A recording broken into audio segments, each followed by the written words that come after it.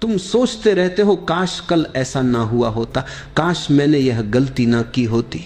तुम पछतावे में जीते हो और जो हो चुका है उस पर पछतावा करना मूर्खता है, क्योंकि उसे बदला नहीं जा सकता। फिर तुम भविष्य की तरफ भागते हो।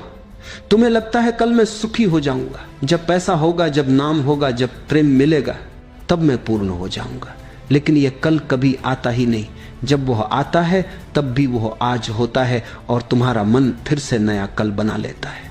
यही गुलामी है। मन तुम्हें उस जगह रहने ही नहीं देता जहां जीवन है। तुम हमेशा या तो बीते हुए का बोझ ढो रहे हो या आने वाले की चिंता कर रहे हो।